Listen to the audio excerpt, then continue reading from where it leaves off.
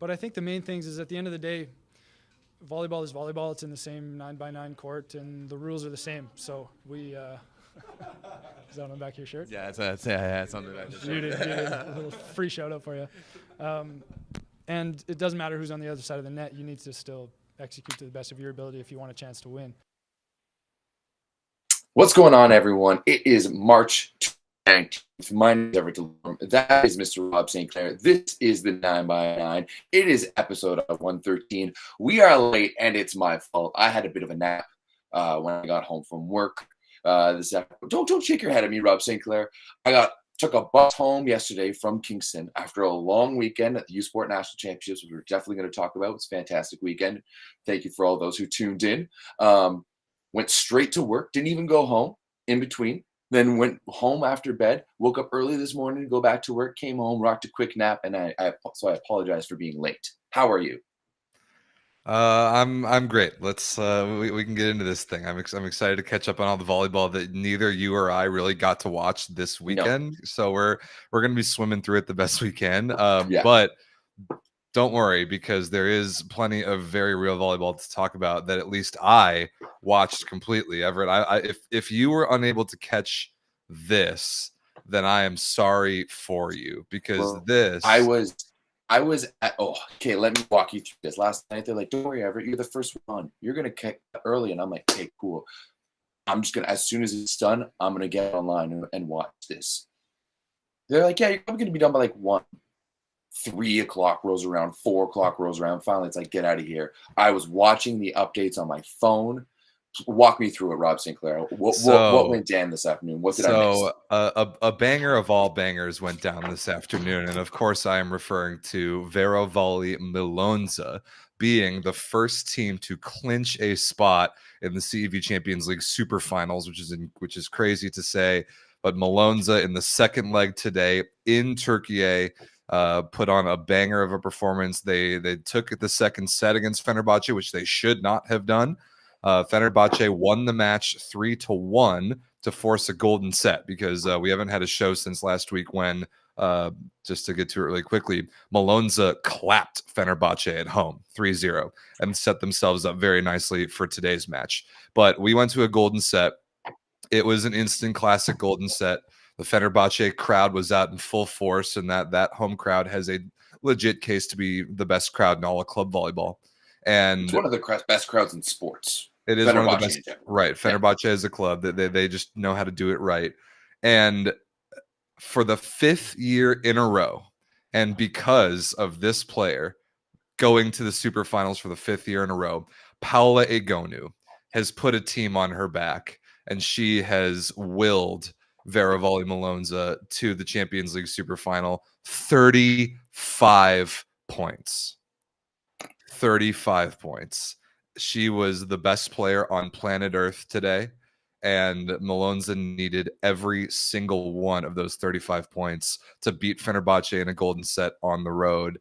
And after everything they've been through this year, after all of our criticisms about the way that Milonza's roster has been constructed, they will play for a Champions League title in over a month. They've got a long time to prepare for it, but they're going. It's happening, and it's crazy to say. I mean, I wouldn't say it's that necessarily that crazy. They are still one of the best teams in the world, and this team is constructed more so for the Champions League. And when you can, especially once you can bring in Brendan without having, that's one of the big things with this team, is how you work in all the foreigners Champions League. There's none of those issues. The fact that 5-0 for Paula Egonu really puts things into perspective about her dominance and the level at which she plays at. I think that overall is the craziest stat.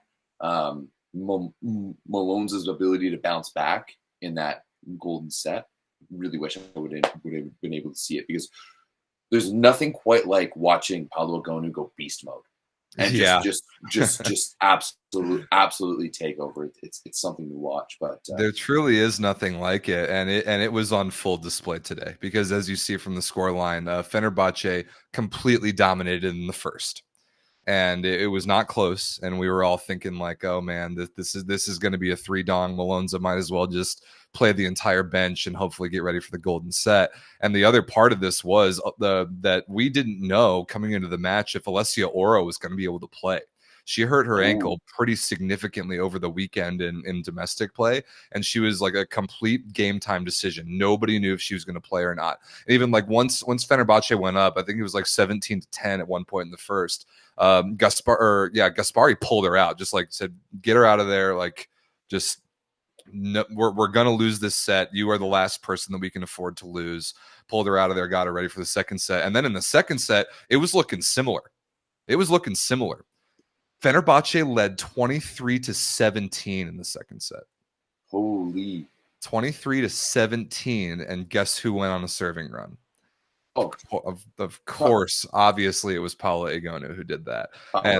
Yeah, she was just insane. She painted ace down the line. She was putting a bunch of pressure on, got a bunch of overpasses.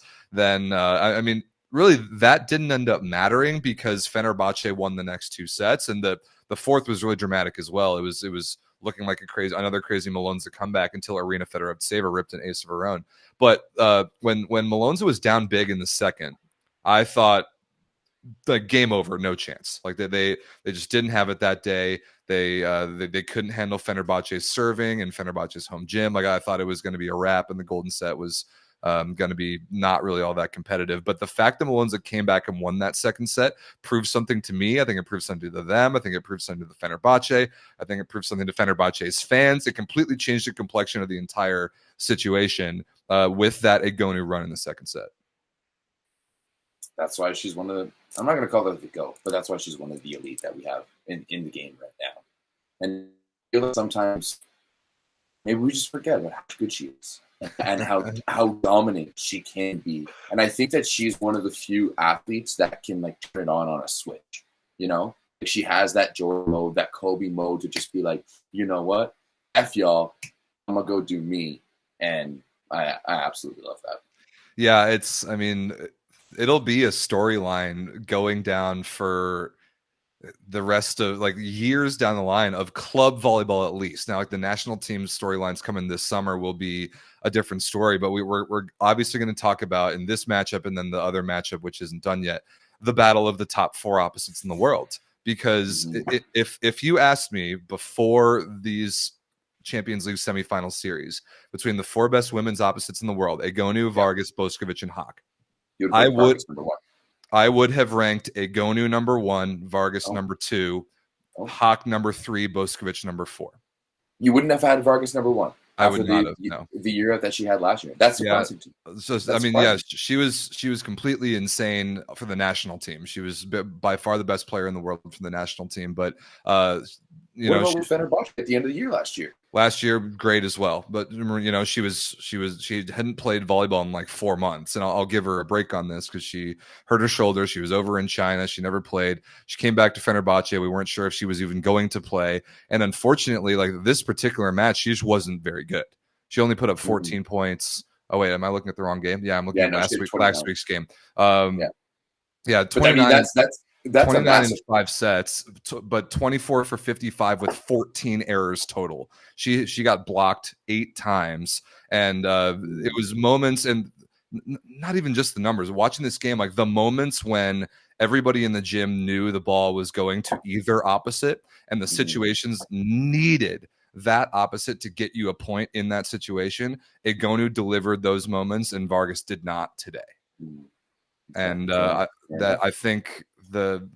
Seriously, Paula Egonu going to 5 Champions League finals in a row with 4 different teams is one of the Canigliano, Vakif last year, and then Malonza.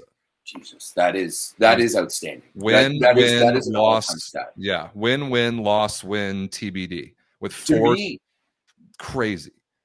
To me, a lot of this has to do, though, with game number 1. Right, I agree. Like, we don't need to break it down a little bit, but Vargas going 14 for 31 only in that match, right? Like, why are you going to Fedorevtseva as many times and she's hitting 39%? Like, that's wild. So very, very interesting there that that first match is ultimately what killed Fenerbahce, just being unable to perform whatsoever in an away match. For sure, yeah. In the first leg, Fenerbahce was not good on the road, and obviously you're absolutely right that set up Malonza for in the best possible chance going on the road in the second leg. But I mean, the opposites are going to be talked about a lot. There's a lot of other players around the opposites that we got to talk about with this series. The first one, obviously, is Arina Fedorovtseva, because there were people in the Discord today during this match, very vocally, including Berkay, saying that he thinks that Arina Fedorovtseva is the best player in the world. Better in the world, better than any of the opposites. Like if there were, I think you can maybe argue a couple players that aren't opposites for that case on the women's side. One of them is Joanna Wołosz, and another could be Arina Fedorovtseva. But I still think that Paula Egonu can single-handedly win you a Champions League in a way that basically no other player can. And Fedorovtseva was very good. Like in leg one, she was perfectly fine, 17 points, 4 aces, perfectly fine attacking and reception numbers. Today, very good, 25 points, 18 for 39, 5 aces and 2 blocks. Like, she's doing things that no other outside hitter on the planet is doing right now. But where I really want to give a lot of credit is to a lot of the other players on Malonza's teams. Before we do that, do you have any takes on Fedorovtseva, like her? Yeah, absolutely. Like, I want to be able to see Fedorovtseva do this without one of the 4 or 5 best opposites in the world, like opposing it, right?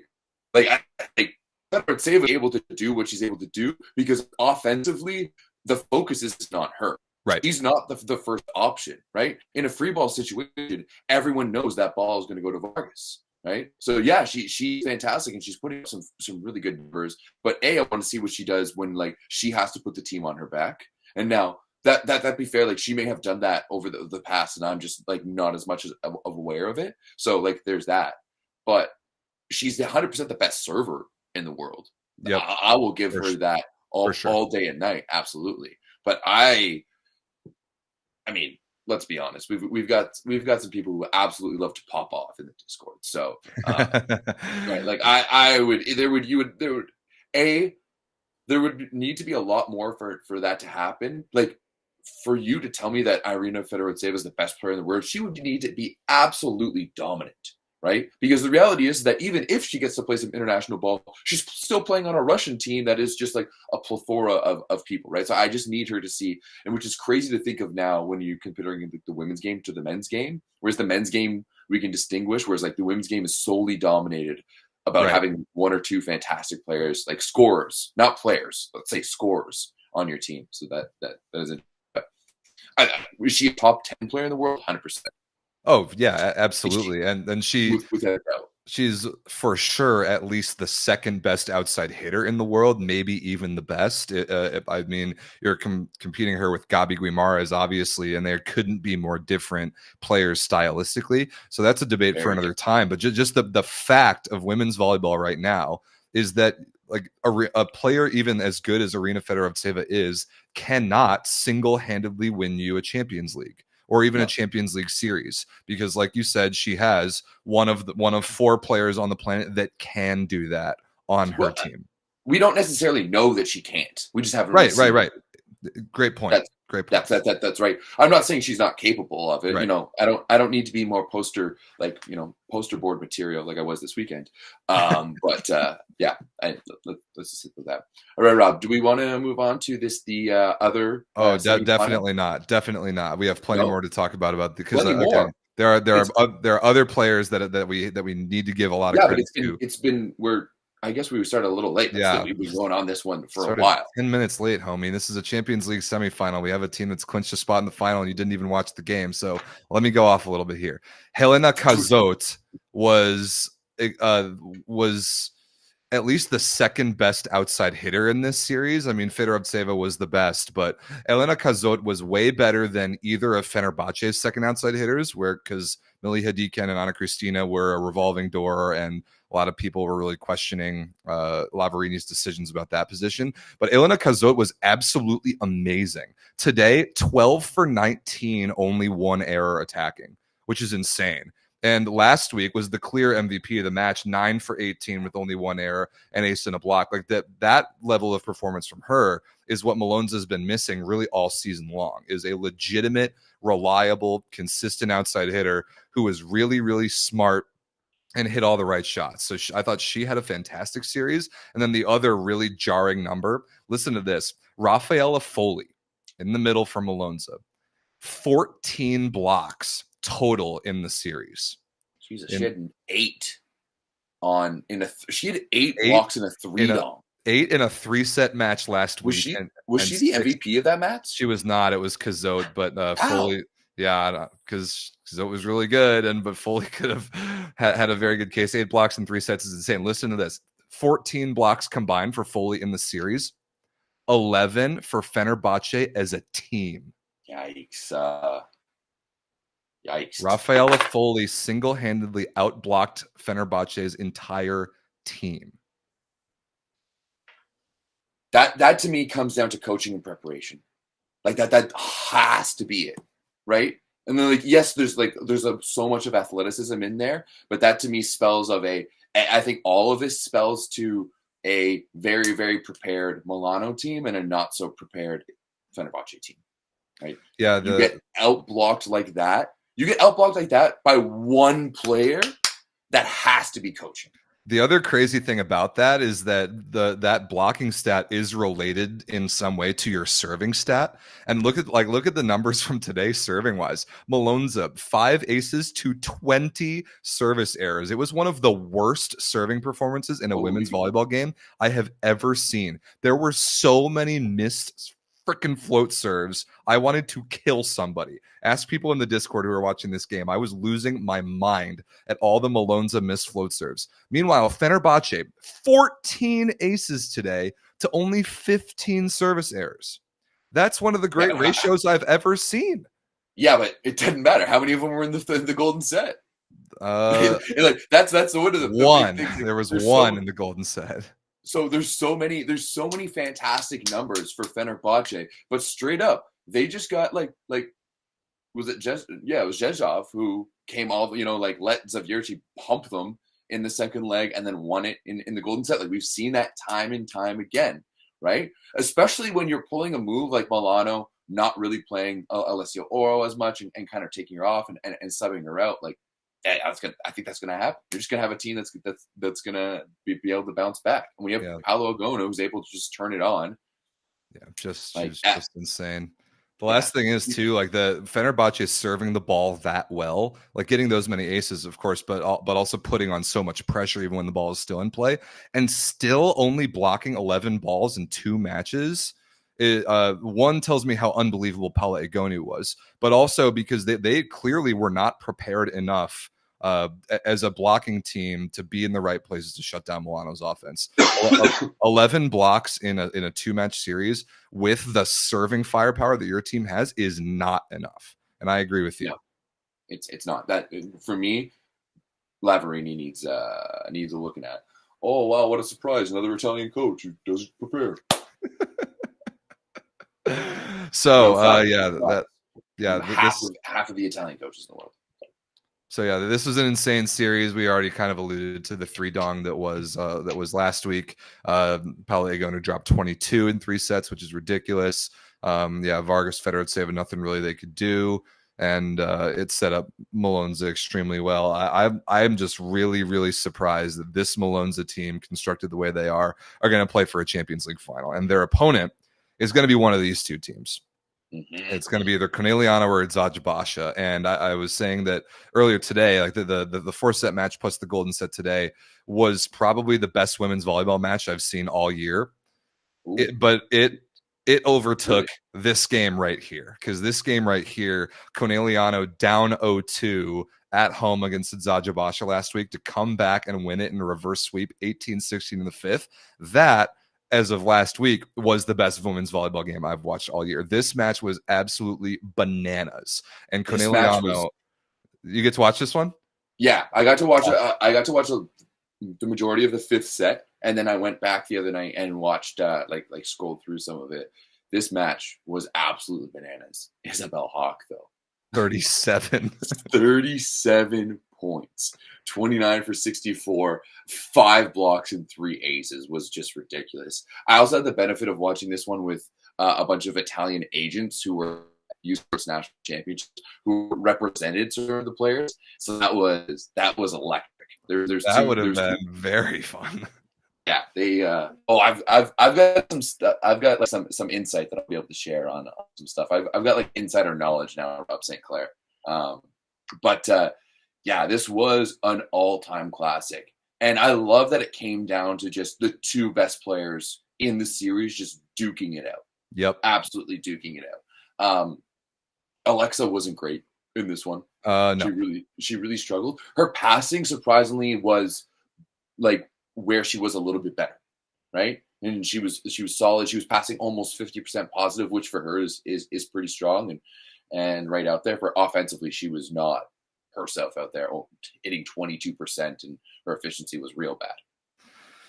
Yeah, that I think was my takeaway down the stretch, is that Adzadjabasha needed just one more player. They needed one more player to step up at least a little bit. I cannot believe that Hande Baladin, excuse me, played all 5 sets in that match. It's crazy to me that she did not get taken out for Irina Vorenkova at least like a little bit to maybe score some points. But at the same time, I kind of get what they would be sacrificing in reception. Adzadjabasha as a passing team is not good. They are not a good passing team. And that was really what kind of snowballed in that 3rd set. I mean, they were up 2-0. They, I really thought Conegliano won the first. It was actually reversed in overtime on a challenge. After I think Adzadjabasha was up, they were up big. I think they might have been up like 24-20, blew it, got into overtime, and then I thought that they had lost the set, and then a challenge overturned it. But there was definitely a serving and reception change in set 3 that switched the momentum back to Conegliano's side in a big way. But at the end of the day, like you said, this is just the 2 best players in the series, 2 of the 4 best opposites on planet Earth, just in a heavyweight fight against one another head to head. And it was awesome to watch. It was a complete 50-50 coin flip in overtime in the 5th. And it ended up happening to be Isabel Hawk that got it done. But it's crazy too. Conegliano is undefeated on the year. And we haven't really talked about that fact that much, because that crazy win streak they went on a couple years ago when it finally ended. And they're on a decently similar one. This entire season, they have not lost a match. When's the last time you think they lost a match? Last year, Champions League to Fenerbahce. Or last year's Scudetto final against Malonza. That was not a sweep of a series. So that was the last match that they lost, and they still won that series. Has to be. You're right. I'm looking through their, I'm trying to find the last. I'm on Sports Stats right now, and it doesn't even go that far. I can't even see the last time they won. They lost the game. So you're right. That is something that is just kind of I know we've talked about it before, and I know we've mentioned it before. It's just kind of flown under the radar. Yeah, it's incredible. They somebody else in the Discord said today that for when talking about, because of the Malonza game, why can't Malonza be that good in Italy? And somebody said, well, obviously Conegliano has some sort of voodoo magic witchcraft over the Italian league, which is absolutely true. It's not. I mean, I think it's just Santarelli is better than every other coach, which he is. Yes, he is in the Italian league, right? So. Well, he is. He's better than everyone everywhere. This match was an absolute classic. I'm really curious to see what happens in Istanbul this week. What time is that match? It is tomorrow noon Eastern. So that is going to be awesome. I cannot wait for that. And what's really nice about a 5-setter in the first leg in this format is that you're guaranteed that there will be no meaningless sets played in the second leg. So no matter what happens, no matter the result of the match, I mean, maybe we can get golden set if Adzadjabasha wins it in 5, but this is going to be gnarly no matter what. Every point's going to matter, and it will probably be a Hawk versus Bošković show again, and I'm excited for that. Yeah. For Adzadjabasha to have a chance, they need one of their outsides to step up. It's going to be very interesting to see who they go with. One of them has to step up. The fact that Vorenkova didn't even get in, until like the third, and she just came off the bench and she was still like 3 for 6. Like that's not bad at all. I don't understand why she didn't get in there. Yeah, me neither. More. But also, like they have Martyna Czernianska, who's like a really good young Polish outside hitter prospect who we saw over the summer. I think is really good, and she has not seen the floor like a single time in Zajabasha game that I've watched this season, which I don't really understand because I don't care how young she is. She's about Arina Fedorovtseva's age, and look what she's doing. Like, if you need an answer at outside hitter, I think she should be given a look. Yeah, I would absolutely agree, but. Yeah. By the way, the last time Canigliano lost a match was May 11th, 2023. They lost back-to-back matches against Molonza on May 9th and May 11th. Yeah, and that was the last time they won a match. Apparently, Czernianska's injured, so that explains why we haven't seen her. There are definitely injury concerns on both of these teams. I know Sinead Jack was hurt, didn't play this first leg. If anybody knows what's up with her in the Sinead Jack tomorrow, let us know. Would make a massive difference in the series. I think she's low key sometimes one of the best middle that Zajabasha has, and her just infectious enthusiasm. That's really what that team needs, right? Like Boskovic is kind of like a quiet, silent assassin. Alexa Gray is super quiet and silent. I'm not entirely sure about Baladine, but I feel like she's pretty like soft spoken as well. Whereas Sinead Jack like comes in, and she's just a ball of energy, and I think Zajabasha needs that anchor in the middle. Yeah, I agree. And actually, we didn't talk about it, but the fact that Fenerbahce was missing Ada Erdem in this Champions League series is a similar loss. I mean, obviously, she's one of the great, she's one of the great players of all time. But her on-court presence, missing that is I think really big too. So yeah, I'm excited for this game tomorrow. This first one really was just an all-time classic match, and I'm really excited for the rematch. You ready to move on to the men's Champions League from last week? Yeah, absolutely. Let's definitely move on to the men, where this one, Rob, I was hoping it was going to be a little bit more contest. Me too. Something a little bit more. I thought Zerot Bank was going to be able to go and maybe do something against JW. Instead, they just get absolutely 3-0. Like not even close. They weren't even in it until that last one, and it was kind of whatever. Yeah, that first set, 25-13, took 18 minutes. Goodness. They're on pace for an hour and shower at that point. That was one of the most depressing sets of volleyball I've ever watched. And that and Lube Trentino were on at the same time. So obviously it was very easy to see that early on, Trentino Lube was going to be the more worthwhile match to pay attention to. But every time I looked over to this game, Zerot Bank was making some embarrassing error. The sloppy, horrible volleyball that they displayed was nearly sickening to watch. And if they have any chance at home this week, they need Matt Anderson back. They need him badly. I mean, I think it all says, like, if you look at the stat line here, and if you look at JW hit 57% as a team. However, there's one player on the team who hit 21%. And the fact that JW 3-0 Bank this badly with Marko Sedlicek going 3 for 14 with 0% efficiency out there says so much about just how bad Zerot Bank was in this one. And unfortunately, Rob, we've been screaming from the hilltops that we need Luciano Vincentin to get into a match because we know he's a baller, and he gets subbed in and goes 1 for 10 with a negative efficiency. Yeah, he was horrible. Yeah, that was unfortunate to see, especially because the rumors are that he's going to be playing for JSW next year. But yeah, Benny Tweenstra came off the bench, was much, much, much better, 8 for 12, which is crazy, and helped Zerot Bank at least make that third set interesting. But until then, this match was not interesting. It was not interesting. No. It was not fun to watch. JSW was way better, and you took the words right out of my mouth. The fact that you can win a Champions League match 3-0 with Marko Sedlicek being that bad, and for bad. 0, is that that's embarrassingly bad. 3 points. He passed 14%. It's That tells me that Zierotbank had so many problems on their own side of the net that they couldn't even see the blinding, glaring sirens pointing at Marko Sedlacek saying, "I suck. Give me the ball and I'll help you win this game." They couldn't even send the ball his direction enough times for him to help them even come Well, close. like other than that, you look at the rest of their stat lines. They were amazing. Everybody else was incredible. He hit 60%. Glider was at 88. Fornal was at 59. Hoover's at 83%. Like, it's just not even close. And their ace to error ratio, they got 8 aces on 12 errors. So yeah, they just completely dominated this one.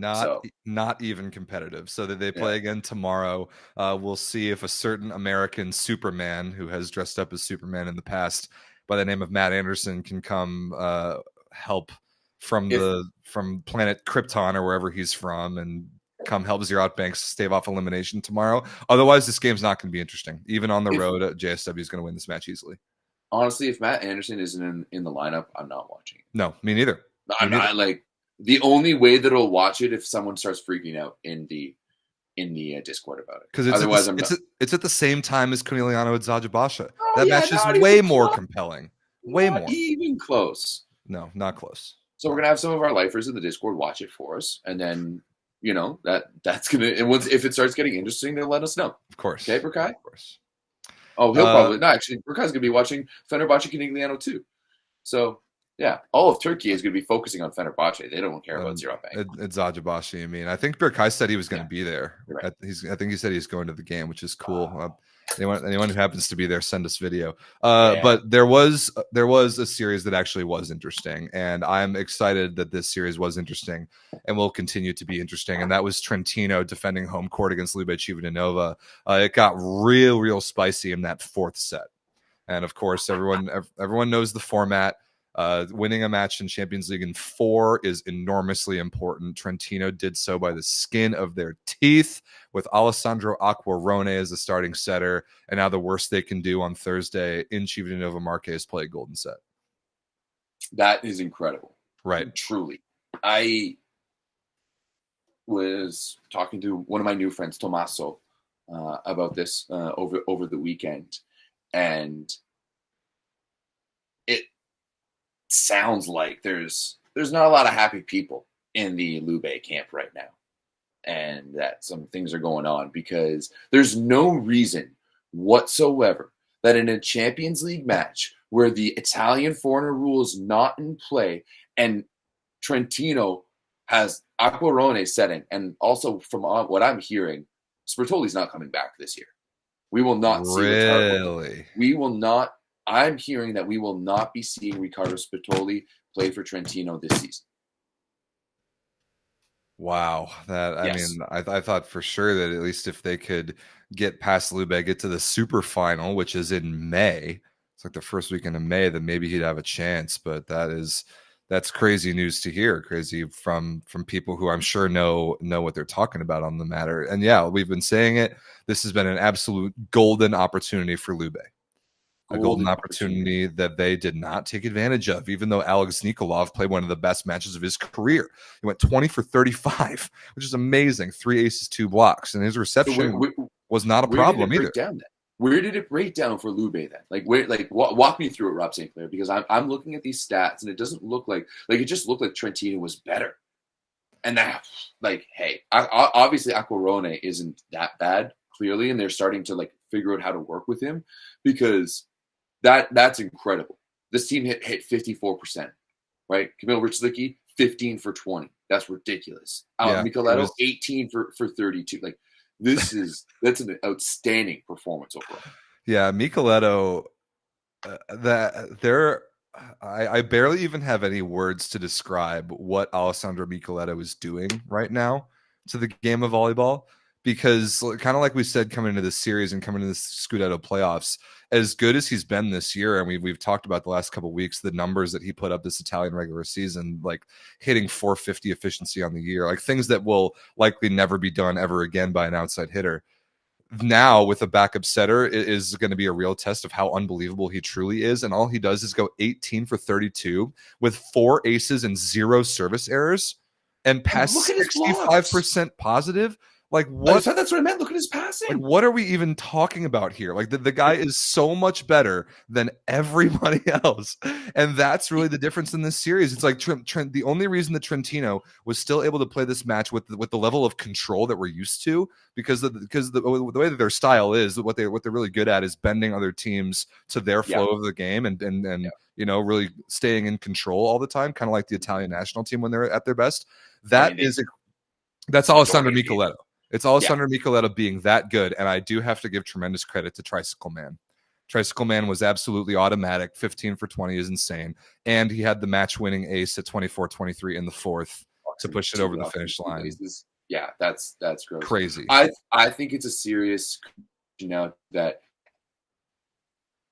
depending on how the Olympics this summer go, we could be seriously considering Alessandro Micheletto as the best player in the world by fall. Like that's the type of numbers he's been putting up this year, and all around too. Like if Fedoretseva wants to be considered one of the best players in the world, she needs to put up Alessandro Micheletto on a regular basis, right, and be like the focal point of that offense. Yeah, I wonder if when Wilfredo Leon was in his prime, which is the last time that we saw an outside hitter do anything anywhere close to what Micheletto's doing right now, and now Leon did it over a 4-year period, so the longevity is a big part of it. But I wonder what Lavia and Rich Licky are not like Anderson and Mikhailov. That's a good point. Lavia is very good. I think like. Current Lavia is Aquarone isn't my like Maroof and Jean or you know, like all of these other amazing setters are. Yeah, that's a good point. That's a good point. Lorenzano is not Alexei Verabov. They don't have like the fact that they're targeting Lorenzano just as much as they are Micheletto and less than Lavia is sad enough as it is, and that Micheletto is still outpassing Lorenzano. Like. Yeah, Alessandro Micheletto is truly insane, and like Lube, with an Alex Nikolov performance like that to not win the match is really a missed opportunity. Adis Lagumja wasn't quite good enough. Only 12 points was not so great. And what I really wanted to see was Lube just force feed the ball down the middle with DeCecco, you know, running around doing DeCecco magic stuff, and that just didn't really happen. There was none of that special DeCecco magic that last week on the show we were calling for, and we were going to say that was what was going to be required for Lube to win this series, and it just didn't really happen. And now going back home, I have a call to action for Lube fans, because the last couple games I've watched in Lube's home gym, the crowd has been pitiful. The crowd has been absolutely pitiful. If you are a fan of Lube Civitanova and you have any remote ability to get to this game, it's on Thursday. It's a Thursday night game this week.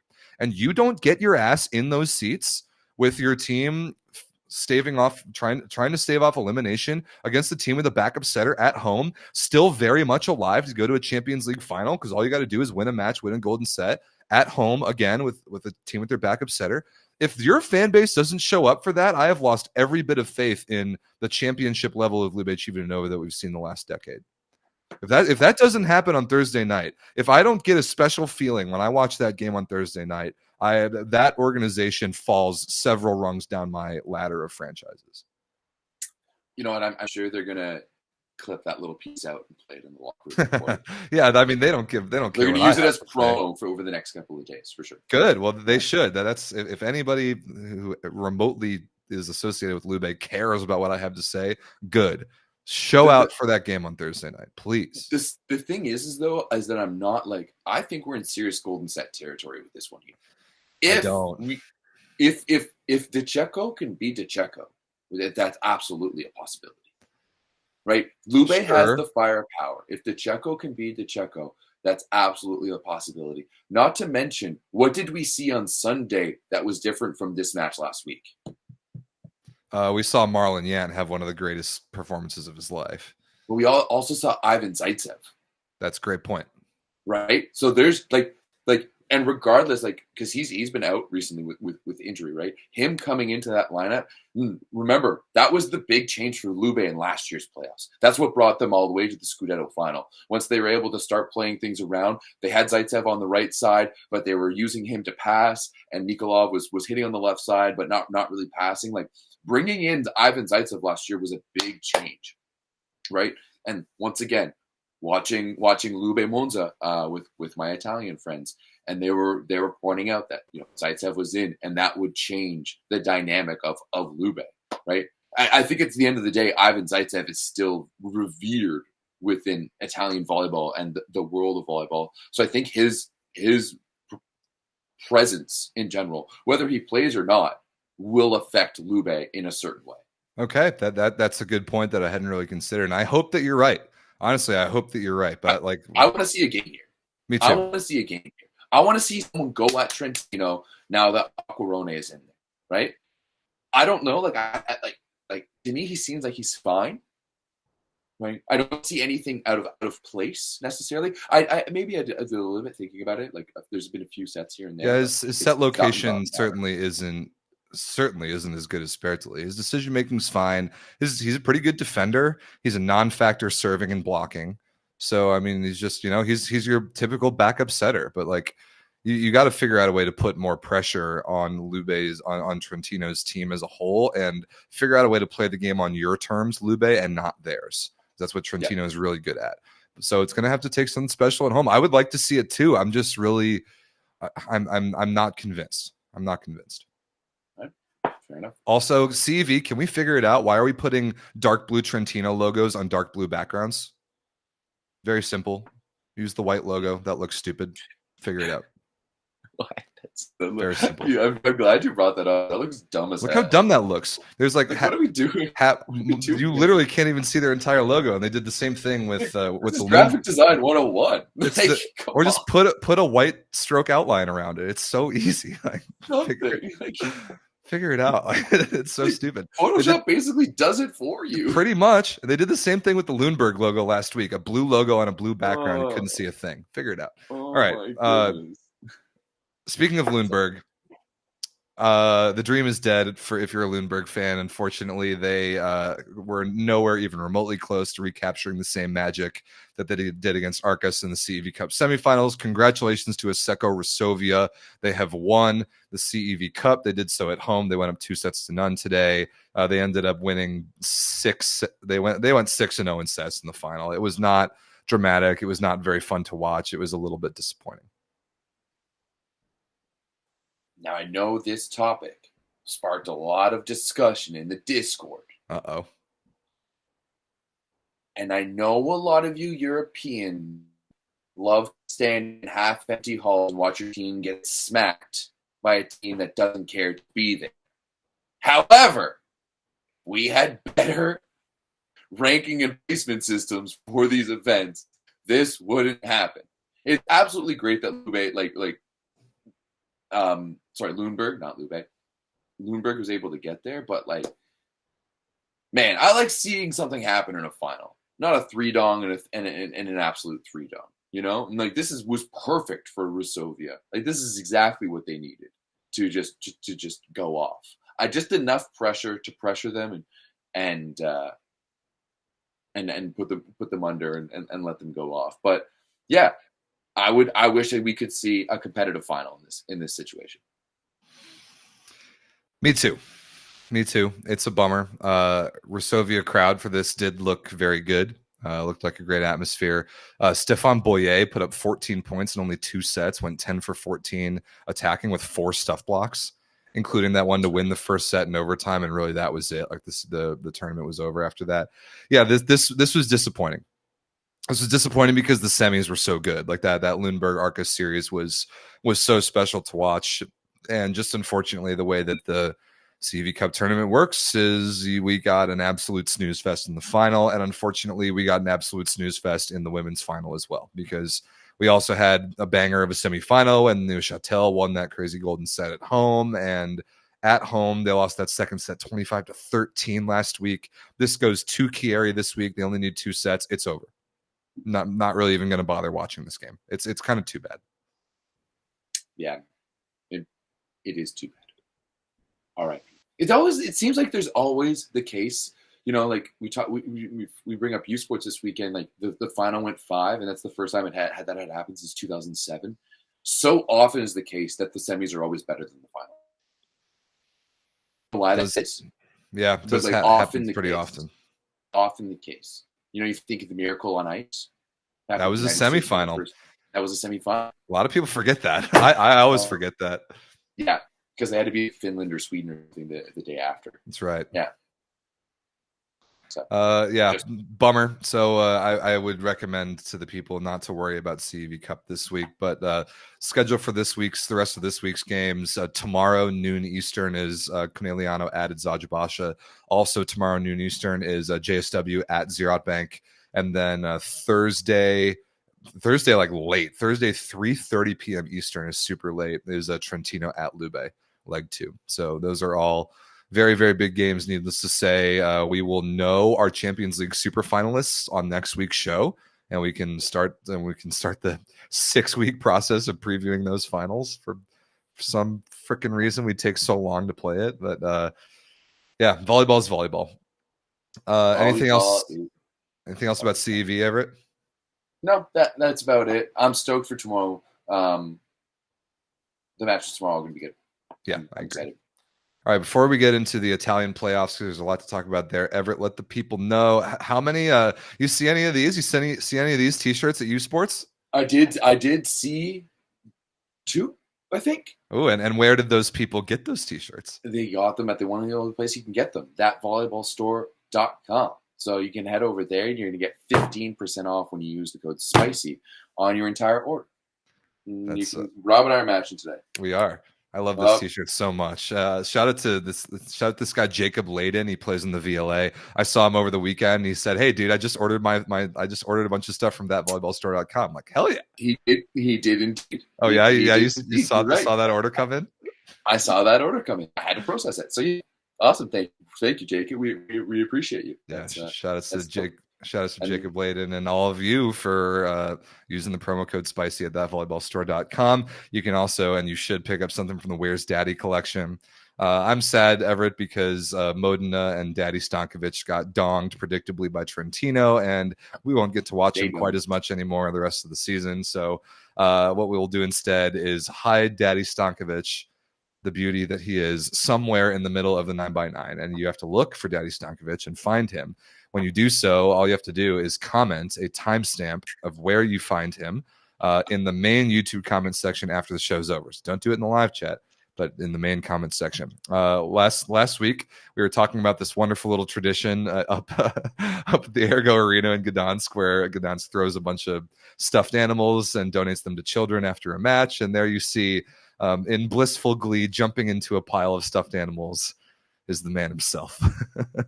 So our new friend Timothy Ebbs last week commented, "First time daddy finder, looks like he's having fun." Wow, love to see that. We got some new blood in there. That's fantastic. Great. Fantastic. Awesome. Love to see it. So and yeah, we had a bunch of people find daddy. This was an easy one, but it was too good to pass up. With all the stuffed animals. I did remember laughing. Yeah, I remember you reacted when I put it up last week. Yeah, I knew it was a dead giveaway, but I thought that it was too funny to pass up. So yeah, keep an eye out for Daddy this week. When you find him, comment the timestamp of where he's at. Everett, you want to talk about Daddy's team being a disappointment? I mean, I don't think they're like. That's it's true. Just we've known from the beginning of the year that this team isn't good anymore. It looks like certain supporters groups and certain fans within Modena are not too happy and don't have that much confidence in their current president. And yeah, Modena is a hole. Modena has been in a hole since COVID, right? We talked about it a lot back then about how Modena survived so much off of gate sales and season tickets and having people in the building, and playing an entire season, or mostly an entire season without fans, really hurt them. And we've seen that since then. So, I mean, I don't really know if there's that much to talk about. This is an old team that's really not that good. And they beat Trento that one time randomly early in the season because, Wantahena and Bruno's one good day a week matched up on the same day. Like, their cycle synced up. So it's good to see that they were able to do that one time. But the reality is that they just weren't good enough. The fact that, from what I'm hearing, Sapochkov's done in Italy. No one wants to touch him. Like he's out. And like when you have Daviskiba on the right side, like an old Wantahena, Rinaldi, who has stayed stagnant all year at best, right? At best, yeah. So like, no, I'm not slighted. Trento has the best player in the world and another top 10 left back.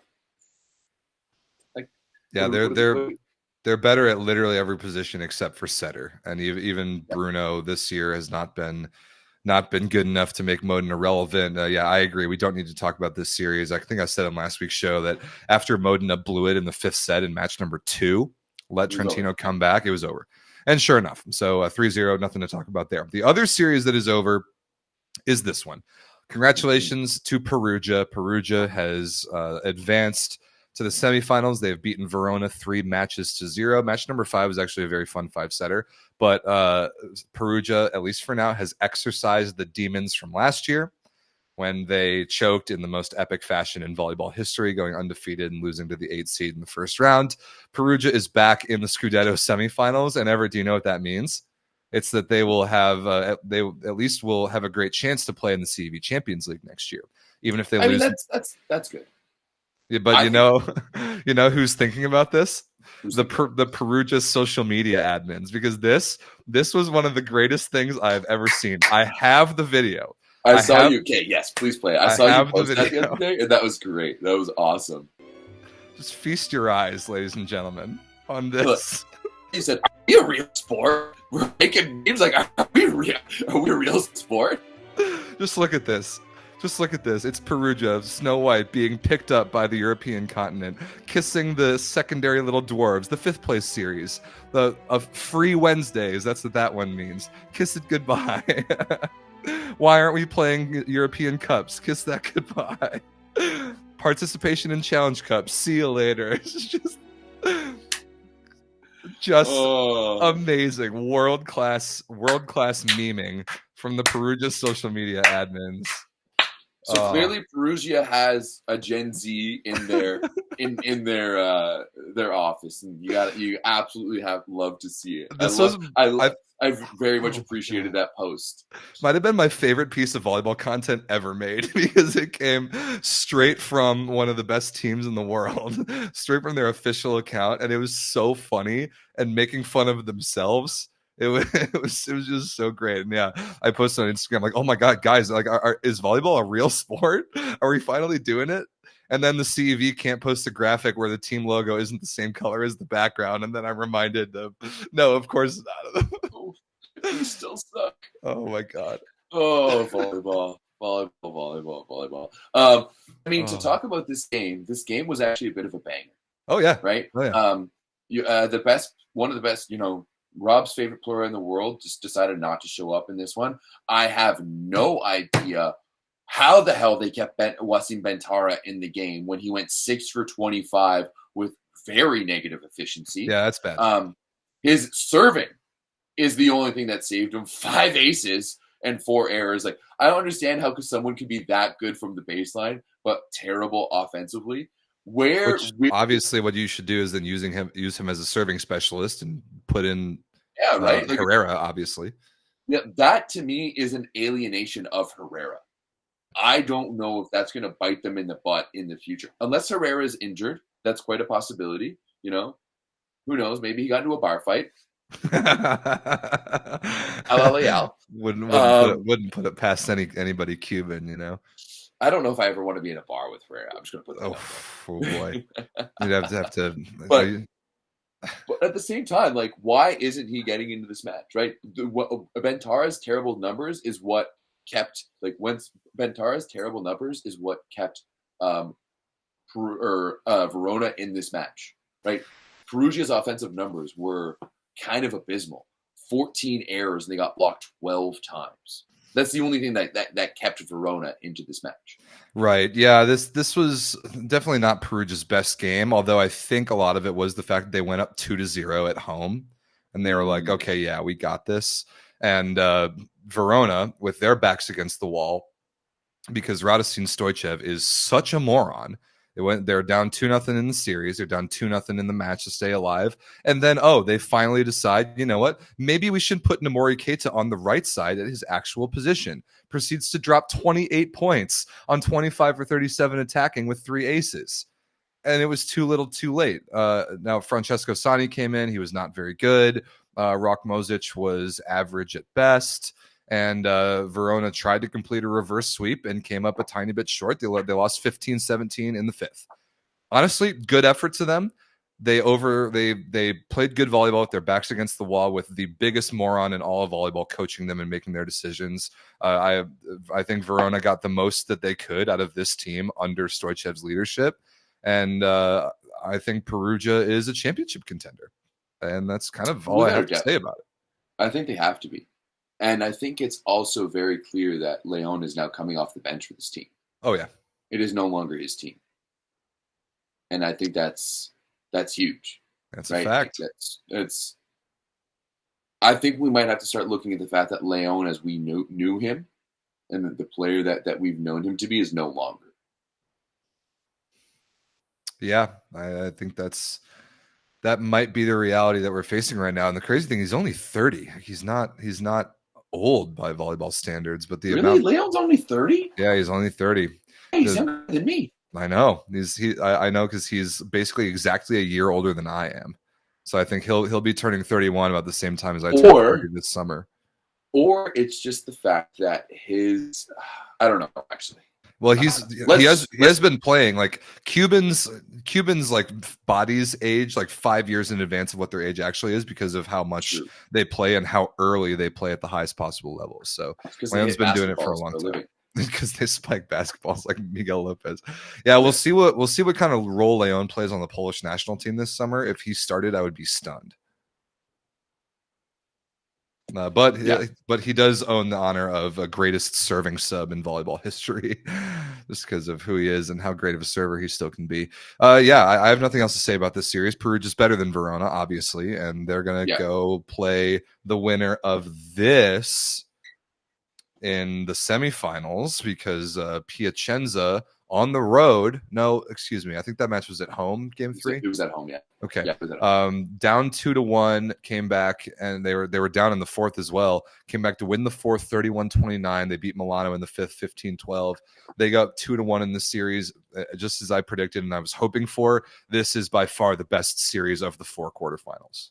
Yeah, hands down. And we're like, Giovanni Leal is starting to get into it. His passing was absolutely atrocious in this one, and he's been targeted. He was targeted quite a bit, but offensively, he was real solid. 20 for 34. Yeah. And I mean, he did make 4 errors, but that's not terrible when you look at it. Like, that's in a 5-setter, that's under an error per set. This Piacenza team is intriguing to me. I just think that they have the ability to go off. I don't know if they have serious championship potential, but they're very intriguing to me. Yeah, I don't like them in a long series as much as I like them in like one short burst, which is why I really liked their chances against JSW and Champions League. Unfortunately, they blew that because they employ Andrea Anastasi as their head coach. But yeah, when they get hot, Piacenza is very scary. We can say it over and over again. They're one of the great serving teams in the world in terms of who their 6 servers are. When you go through the rotation, you have no rotations off against serve and win this team. They're elite offensively when they kind of want to be. Yoandi Leal, speaking of Cuban guys who are up there in age, still doing it at a super high level. Yeah, 22 points on those attacking numbers while passing the ball like garbage is really quite impressive. But what people are saying in the chat is that Yuki Ishikawa choked in this game. And unfortunately, I mean, you and I were both busy over the weekend with our own respective volleyball things. So No. I watched some of this game. Who's saying that Ishikawa choked? He was 18 for 30. I mean, yeah, his numbers were good. Maybe he was bad in the 5th set. Maybe he was bad in overtime in the 4th. I don't know. Kaczynski scored 13 points. What more do you want the man to do? I don't know. Ferry Ragers was good as well. 20 on 17 for 33 attacking and 3 aces. His best match in a while. What game was the Discord watching? I don't know. Don't shoot the messenger. It's what somebody's put in the chat. But another thing is, a guy who does need to play better is Agustin Loser. He needs to have more of an impact on this series. Only 8 points, 6 for 13 attacking, 2 blocks, no aces. That's okay. Not nearly good enough by his standards. Conversely, Robert Landy Simone, 13 points on 10 for 13 attacking, 2 blocks and an ace. And so that was a really bad serving day for Simone. He missed 8, which is horrendous. So Loser's got to be a little bit better in this series. They go back to Milano on Sunday, I think. Yeah, all the matches are on Sunday this week. Great. Yeah, 2 matches on Sunday. Yeah, I'm excited to actually like lock in and sit down and watch this game because Piacenza could win this series on the road. And Milano, I mean, obviously last year they went to the semifinals. Piacenza did as well. There's either of these two teams, no matter who wins the series, is going to be a really good semifinal opponent for Perugia. It's going to present fun storylines either way. But Milano's got serious work to do. They've looked sort of like out of just from watching the series so far, watching them the last few weeks, they've looked disjointed a little bit is kind of the word that comes to mind. I feel like if Milano was playing any of the other top seeds, like the way that they were playing, this would already be done. If they were playing Perugia, if they were playing Trentino, if they were playing Monza, this would already be done. You mean like they would have lost already? They would have lost 3-0? It would have been a 3-0 series, yeah. Yeah. That's what I think. They just don't have it this year. They just don't have that magic that they had last year. Right. Yeah. And that magic it's impossible to recreate that, you know? Yeah. Because you just look at how many errors, for example, like Piacenza is making in this, and they're still able to get to pull it through. Like ultimately, like when you look at that roster to roster, Milano doesn't match up with Piacenza. Yeah, I kind of agree. So yeah, we'll see what happens in Game 4. Speaking of Game 4s, Lube Civitanova was able to force such a thing. Just like we kind of predicted, you and I both agreed that Lube was probably going to win this match at home, down 2-0 in the series, backs against the wall. And sure enough, it was an all-time banger from Marlon Yant, 27 points, 23 for 36 attacking, 3 blocks and an ace, and his team needed every bit of it to win this thing in 5. You were watching this with some of your new Italian friends up there in Canada around uSports. Did any of them have any explanations why Ivan Zaitsev started at opposite in this match? They needed to switch something up. They needed to switch something up, and it worked, right? As I said before, and like we didn't talk about that direct. Like I didn't talk about like why or something, but he gave them like an extra push, even if it was just for those 2 sets, right? Because then they switched things up and brought in Botero and changed some things around. Like, yeah, it switched things up for them, and they needed it, right? And like we saw a lot of different looks from Lube in this one. They brought every single person in. Right, yeah, they did. Started the match, then they bring Lagumja. And I think that might be the way that they're going to have to play long-term down the stretch, right? Just for the, like, I think for 2 reasons. Like, A, I think it gives you the ability to switch up your game plan in the middle of the game and give her a different look out there, which is really tough to defend against, right? When you get into the rhythm of blocking one way and blocking a certain type of set, and then you switch from Zaitsev on the right side to like a Laguja on the right side, and like you can see that they switched up their rotations too, and they move things around to be able to play and match up with Monza a little bit better. This is where that next level Lube Blanchini mind games of like game management. I think that's one thing Blanchini has to be given credit for is his game management, and we've seen it before. We see it here again. Like he has that ability to like kind of almost Frankenstein a team together to be able to make them to be able to make them succeed. So that's exactly what you saw here, because we saw absolutely everyone. And like, why is it Lariza starting over Chinese? Like foreigner limit. Yeah, it's that's a foreigner limit thing, because what they settled on in the 5th was to have 2 Italian middles and an Italian libero so that they could play Lagumja, Yant, and I assume Nikolov. No, they started Botolo. Lagumja, Yan, Botzela. Wow, interesting. So they actually didn't even need that Laritza guy. Wow, I don't really understand that. Well, it looks like they took him off because they subbed him off in the fourth. I once again I was only watching most of the fifth, in between matches, and like Laritza was already on the court when I started watching. Man, that's really interesting. But somebody pointed this out in the chat, Luke D. Great point. I'm glad you caught this in the stat sheet, Everett. Have you ever seen 11 for 11 with 0 errors attacking in a fifth set? Lube went 11 for 11 with 0 errors in the fifth set. They got their 15 points from 11 kills and 4 opponent errors, and they went 11 for 11 attacking with their season on the line. That's pretty amazing. That's amazing. Wow. I just saw that too. Holy crap. Amazing. 11 for 11. I wish we had this individual stats for those fifth set. I would love to see who they're running. Yeah, me that too. That might have to be a volleyball check. Because, I meant volumetrics check-in. I was going to say the same thing. I would love to watch that fifth set from the baseline on volumetrics and see what happened there. That's pretty remarkable with their backs against the wall. So this Sunday in Monza, match 4. I predicted it on last week's show, and I'm going to deliver the take now that I said that I would deliver last week. Monza needs to win this series now. Yes. Monza's going to win this series. They need to win it now. And it's not like they were bad. Stephen Marr and Arthur Schwartz were both absolutely fantastic. Marr, 20 for 39, only 3 errors, 22 points. Schwartz, 23 for 39, 0 unforced errors, blocked 6 times. That's whatever, 25 points. Like that, Monza played great. But you're going to lose the fifth set when the other team goes 11 for 11. You know, that just is going to happen. Monza must win this series now. They must win it at home on Sunday. We need to at home on Sunday. Rand needs to have a game. Yeah, he does. Rand, he does. He passed well in this one, like 60% positive, but he needs to have a game. Or they need to 9 for 31 attacking with 4 errors is bad, but 5 aces to only 2 service errors is pretty sick. Yeah, or need to someone needs to go off. Like either they need Rand or Lecky to come in. Like both of their left sides need to be good. Yeah, all of Monza needs to be good for Monza to be good. Yeah, they didn't serve badly. 10 aces, 22 errors, and a 5-setter is actually not terrible. So I would say it's kind of good. If you can get that's pretty good. Yeah.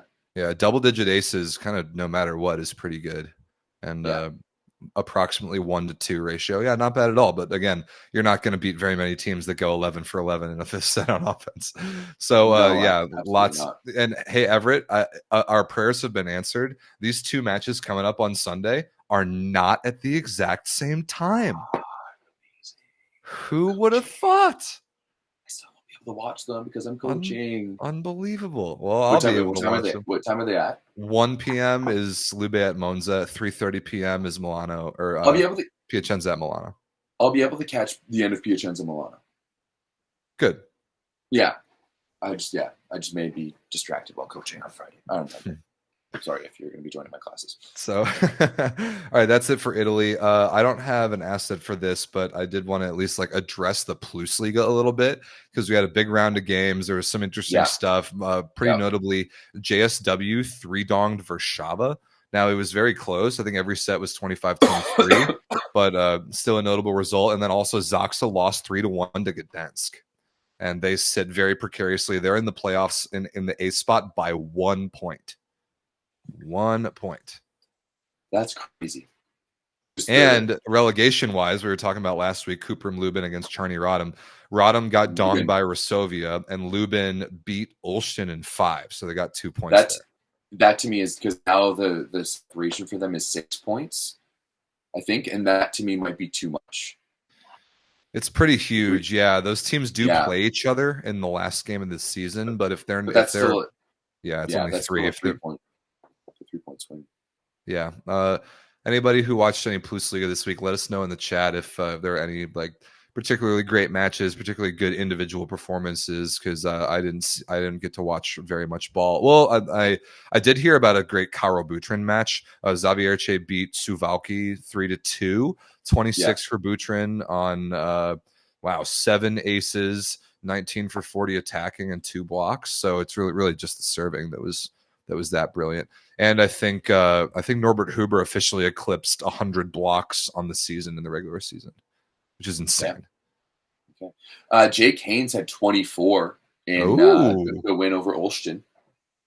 Outscored Alan Souza. His efficiency was real low, only 28%. He was 22 for 40. Hey, I've seen a lot lower numbers from Jake Haynes than 28%.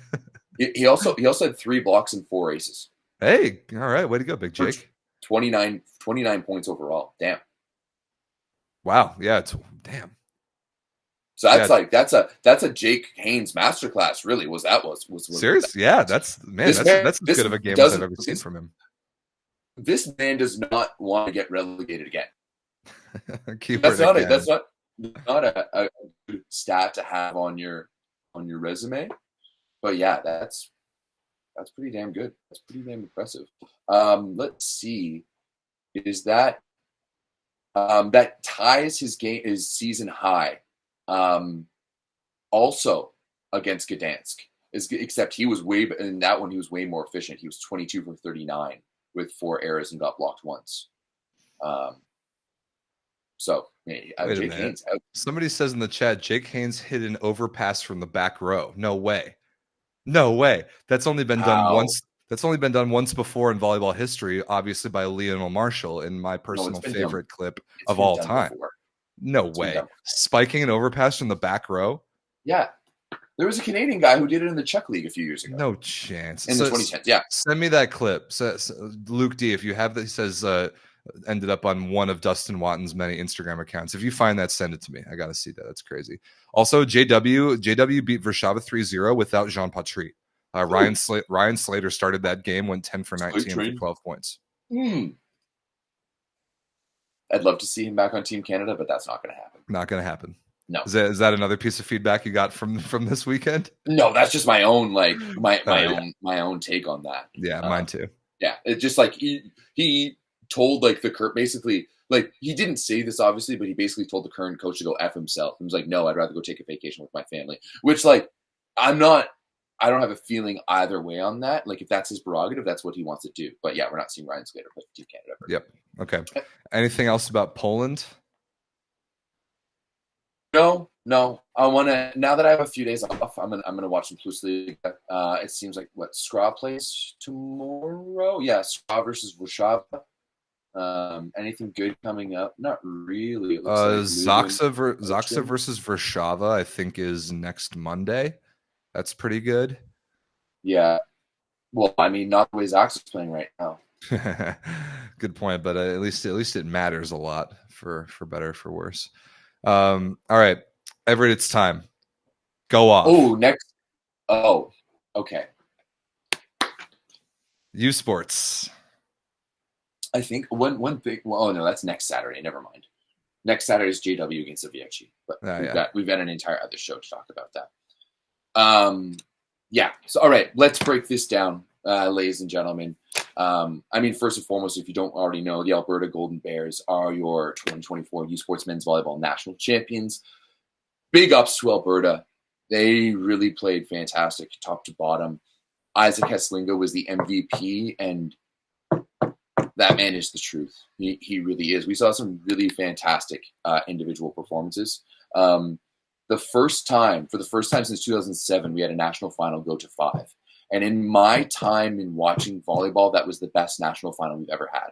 For those who want to watch, it is now up on YouTube on CBC Sports, their YouTube channel. I watched it today. I loved it. You did a fantastic job on the broadcast, even though you got relegated to the handheld microphone because they gave the other two guys the headset, so it sounded a little weird. Yeah, well, it was originally supposed to be just Kyle and I, but I absolutely love Alex Elliott. He's one of my he was great people. We played volleyball against each other. He played Master for a long time. For a while, my profile picture on Facebook was me getting absolutely wrecked by him and packed. And it was literally me, my feet still on the ground, but almost 90 degrees backwards. And the ball, you can see the ball flying out the frame. So I was like, man, I want to do the finals with Alex Elliott because I know he's going to have some great technical insight and tactical insight, which he did. So I was like, let's see if we can do 3 people. And they're like, we only have a handheld mic. And I was like, oh, I have my headphones. So I had my headphones and I was happy to jump on and let him take some mic time. But that national final, I want to talk about that real quick. Oh yeah, absolutely. The best national final I've ever seen. It was back and forth. We thought, it looked like for a second in the first that Alberta was just going to run away with it. They came in with an intensity that we hadn't really seen from them from the baseline. They were serving so tough. And then they changed up the rhythm to their offense. There was a big difference with the way they were setting Esposito on the right side, as like in the finals compared to the other two matches before. And it was a much faster. That's why Esposito actually ended up being the MVP of the match. For a guy that I was like kind of questioning, like at the beginning of the week when they played Laval in the quarterfinals, in my head I was just kind of like, if like Alberta doesn't win, it's because like Esposito isn't good enough. Like everywhere else they were good. And he got better in the semis and then was just absolutely outstanding in the finals. He was unbelievable. 17 for 32, 438 efficiency. That's amazing. Yeah, he was ridiculous. And then on the other side, I can't tell you how much respect I have for that Sherbrooke program and how I was in a perfect spot in the fact that like anyone who won, I was going to be happy for.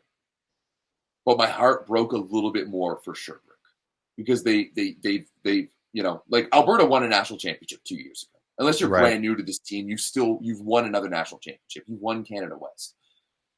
But Sherbrooke, this is what they trained for all year long. They were essentially undefeated, other than offseason back to MAC, and they played a fantastic game through. The way that they answered after that first set to then go take the second and third was incredible. And they absolutely dominated in their own game way. And that's why this matchup was so good, because you had the offensive firepower that was Alberta. I mean, Heslinga plays on another level. 28 for 63 in this one. 63 attempts for a left side is insane. Dude, he scored over 80 points in this tournament. Oh my goodness. The big first I can't get into Heslinga right away. I still want to talk about Sherbrooke, because this team was so deserving of a national final, of a national gold medal. Right, and they won bronze 2 years ago. They got silver last year with the disappointing results at Trinity, and it killed me. It broke my heart watching Zach Hollins miss that serve on that. Yes, because if Sherbrooke won that match, he was my MVP. If Sherbrooke won that match, Zach Hollins was my MVP. The amount of times in big moments, coming out of timeouts, 4 big plays, that they just put it up for Zach Hollins and he went to work off the block. Like, he kept them in that game so many times. Yes, Yoann David showed up, but he was 15 for 45 with 10 errors, right? Zach Hollins was 15 for 30, only 6 errors. And, like, errors and blocks are all together, so, like, we can't distinguish them. But he was my MVP, and, like watching him in tears after the match killed me. Because he was my MVP for Sherbrooke, and it was truly a flip of the coin between Sherbrooke and Alberta in this. Yeah, it was. You even said that at the end of the match, like you said that fifth set or the whole national championship was literally a coin flip, and it was. Yeah. I watched the whole thing today. It is on the CBC Sports YouTube channel. Go check it out. Listen to Everett. Everett, by the way, that was a impassioned rant, but please stop banging on the table. Everybody can hear it. Sorry. So let's stop doing that. But I mean, to give Zach Hollins credit for that ending, yes, they were down 14-10. Exactly. So he missed a float serve at 13-14 to lose the national championship. That sucks, but I'm not going to go in on that because they were down 14-10 and he got them 3 points. Then a timeout was called. Then he missed the serve. So yeah, I agree. I thought he was brilliant. He was the exact fireball, Swiss Army knife, L2, like grinder, like a fourth line grinder type of player that would score all these weird but really crucial and important points when Sherbrooke needed him badly. And I thought he was awesome, and it was a heartbreaking way to end. It was one of those matches that nobody really deserved to lose. It's a shame that somebody had no one. It killed me that one of the teams had to lose. Right. And I think would have been equally as happy for either team winning. And and I was elated for Alberta. I broke my curse with Brock Daviduck. He's never won. Alberta's never won a national championship with me in the gym. Hey, there you go. That is a stat. Terry Daniluk ended up in the semifinals. As if you're a part of the Discord, I called the Thunderbirds the Thunder Bears a couple of times, and of course that just went off. And then Terry Daniluk, who everyone remembers the story of me calling them the Golden Pandas the first time I ever interviewed him, came up to me and goes, "My wife tells me you're changing our name again." So like everyone was hearing about it. Oh, awesome. Yeah, like just big shout out to that Alberta squad and roster. Like they came in with an intention and they came in with a different energy. And when you look at like this roster, a lot of these guys can come back. Like Sargent is back, Aslinga is back, Esposito is back. Has more eligibility? No way. Aslinga has one more year of eligibility. Yeah. Oh my goodness. Yeah. That dude might need to go early and go overseas. He's that good. No, he is that good. He truly is. Like he's got some big people. He was that okay, that's good to hear because he was he was the best player on whichever Canadian national team edition it was last summer. Whatever tournament I was watching with him in it, he was by far the best player I saw.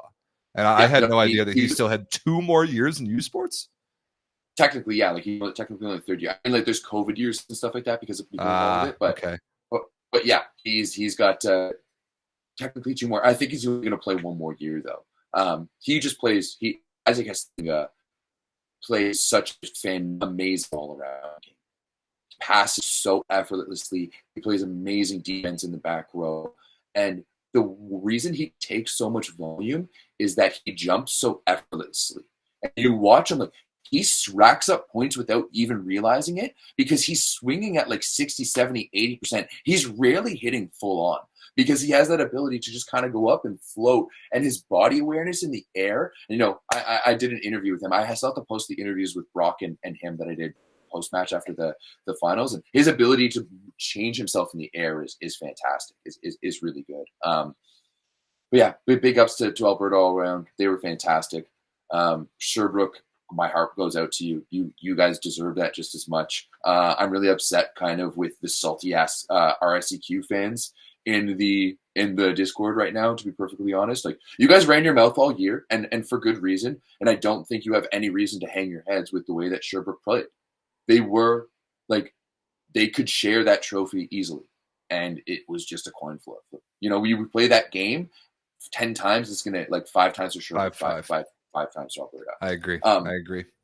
Just to touch on a few other things that happened throughout UBC won the bronze, which was, I mean, surprising. Like this was a team that they lost. So their head coach Mike Hawkins told me that they lost their first game against Sask in the Canada West finals, and that he was like thinking about where he was going to be going at nationals because they were so injured, and yet that team was still able to come together and really figure it out. That's a really good young team, and I absolutely love to watch them. The bronze medal match was electric. I think we were absolutely robbed by one of the greatest feats I've ever seen in volleyball, with Queens being down 24-18 with Eric Sistina going back to serve, and then him bringing them all the way back to 24-24. And then there was one play, UBC still had the advantage as they were going back and forth. Like the scores for the UBC game, even though it was like a 3-1 score, it was 29-27, 26-24, 27-25, and that last one was with 25-17. But in the second set, UBC won it on a play where Queens got a big block. It landed in the hands in the middle, sat there for a second, and then heaved it up. No call. It was one of the most egregious no calls I've ever seen. And like UBC parents who I was talking to were telling me like that was a lift. Like that was really bad. Eric's, it's like when you think of the fact that Eric Sistina is an absolute man, like that dude, what he did at Queens, he's the best Queens Gale ever to put on that jersey.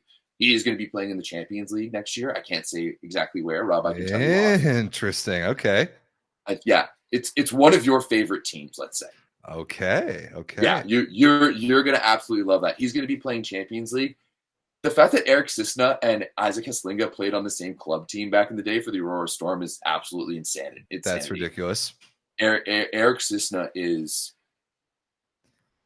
incredible. Yeah, he was sick. He was the whole reason the Queens beat Trinity on day one, like on Thursday. I was locked into that game. That was crazy. That was an insane match. It was one of the best national matches I've ever seen. Because it wasn't one of those necessarily where, like, sometimes it's just like the underdog is getting lucky and like the good team is kind of underplaying. Like Trinity passed horribly all weekend long. They were statistically the worst passing team in the tournament. But I think that's something that they're really going to need to address moving forward. There was a lot of injuries on their side, but like I don't want to give them any reason to make any excuses. Like they just weren't good, and like they were terrible passers for the majority of the tournament. But the way that Queens was answering was just, and the place was packed. It was electric. Like it was a really special game. I had a giant smile on my face the entire time. What else? Trinity beat Laval for 5th. Yep. And in the end, they just kind of turned on. Laval didn't have their top player against the Golden Bears. Kind of controversial, if you ask me, because like he was just like he just had food poisoning and stuff like that. Like he was just a little bit sick, and he obviously hadn't been eating and stuff like that. And head coach Trentino and Perugia decided, you know what, I don't want to get your teammates sick. I don't want to get the other team sick. So he's just not going to play at all, which is crazy. Food poisoning is not contagious, is it? Well, yeah, like I don't know. Maybe it's just like a bit of a stomach bug. Like it had been going on for like a few days. Like it had been going on for like 2 days. Like he had been sick and hadn't been eating, and finally he had been able to eat and something on the morning of the quarterfinals. But head coach said, no, that's your all-Canadian top scorer in his 5th year, potentially like his last national championship, and you're not even going to let him get a crack at it. Like pre-COVID, he plays in that game. 100%.